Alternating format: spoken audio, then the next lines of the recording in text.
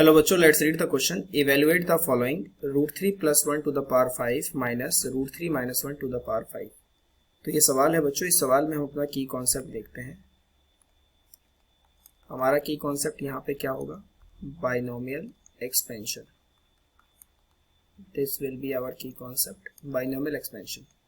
Suppose कीजिए a + b की power 5 है. जितनी पावर होती है उससे ज्यादा एक टर्म होती है. जैसे पावर अगर n है तो n + 1 टर्म्स होंगी. पावर 5 है तो 6 टर्म्स होंगी. शुरुआत हम t0 से करेंगे. Term 0, term 1, term 2, 3, 4 and finally 5. ये होंगी इसमें हमारे पास टर्म्स. a - b की पावर 5 में हमारे पास यही सारे टर्म्स होंगे लेकिन माइनस में होंगे.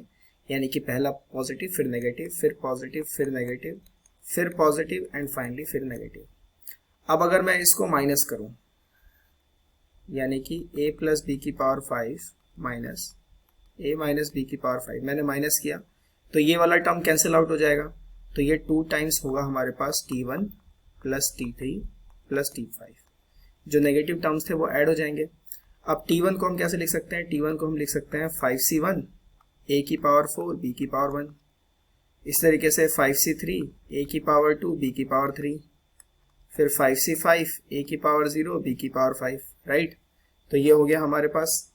अब आगे इसको अगर थोड़ा सॉल्व करें तो ये मेरे पास कितना आता है बच्चों? ये आता है 2 ब्रैकेट 5c1 होता है 5 a की power 4 into b plus 5c3 होता है हमारे पास 10 a² b³ plus 5c5 1 a की पावर 0 भी 1 b की पावर 5.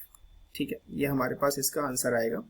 अब यहाँ पे अगर हम कंपेयर करें अपने सवाल से तो a की जगह पे √3 है और b की जगह पे 1 है. सो हेयर a की जगह पे √3 और b की जगह पे 1. तो हमारे पास बना √3 + 1 की पावर 5 माइनस √3 - 1 की पावर 5 और ये हो गया 2 5 √3 की पावर 4. √3 की पावर 4 हो गया 9, b 1 है, प्लस 10 √3 का स्क्वायर हो गया 3, b की जगह 1 ही रखना है, फिर प्लस 1. तो ये आंसर कितना आया बच्चों हमारे पास? ये आया 45 + 30 + 1 दैट इज 76. 2 × 76 कितना होगा? ये हो जाएगा बच्चों हमारे पास 152. तो इसका आंसर हमारे पास कितना आ रहा है? 152. And by using our concept of binomial expansion. I hope you understand the question very well. Best of luck.